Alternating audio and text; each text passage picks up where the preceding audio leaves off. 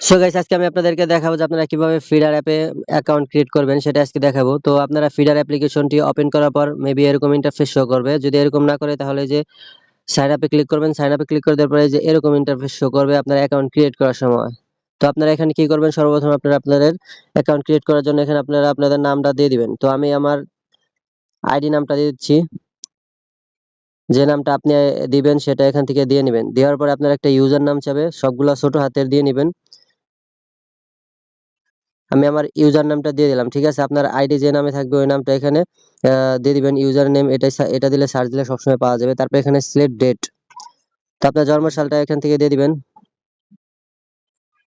এক্সাম্পলে আমি এখান থেকে দিয়ে দিচ্ছি আমার জন্ম সালটা। তো তারপর ওকে ক্লিক করলে এরকম হয়ে গেছে, ইন্টারফেস শো করবে। তারপর এখান থেকে মেল না ফিমেল, আপনি মেয়ে না ছেলে সেটা দিয়ে দিবেন। আমি ছেলে দিলাম। তারপর এখান থেকে ইমেল দিবেন না ফোন নাম্বার দিবেন, সেটা আপনার ব্যক্তিগত ব্যাপার। আপনি যদি ইমেল দেন ইমেল দিতে পারেন, না হলে ফোন নাম্বার দিলে ফোন নাম্বারও দিতে পারবেন। এখান থেকে ইমেলটা দিয়ে নিবেন আপনি আপনার।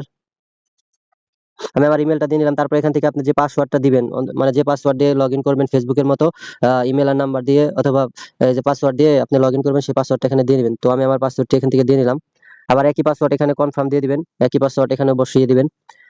বসিয়ে দেওয়ার পরে এরকম ইন্টারফেস শো করবে। তারপরে আপনি চাইলে আপনার রেফারেল কারো কেউ যদি থাইকা থাকে তাহলে তার রেফারেল দিয়ে দিবেন। তো আমার রেফারেল আপাতত নাই, তাহলে আপনার দিয়ে দিতাম রেফার কোডটা। তারপর এখান থেকে আপনি সাইন আপে ক্লিক করলে আপনার অ্যাকাউন্টটি ক্রিয়েট হয়ে যাবে। তো আমি তো মনে করি যে দেখানোর সাথে আমি বুঝাইলাম যে এগুলো করে অ্যাকাউন্ট ক্রিয়েট করতে হয়, কারণ আমার অ্যাকাউন্ট আছে অলরেডি, আমি আর খোলাতে চাচ্ছি না। তো ভিডিওটি ভালো লাগলে অবশ্যই লাইক সাবস্ক্রাইব করে পাশে থাকবেন। সাইন আপে ক্লিক করলে আপনার অ্যাকাউন্টটা খোলা হয়ে যাবে।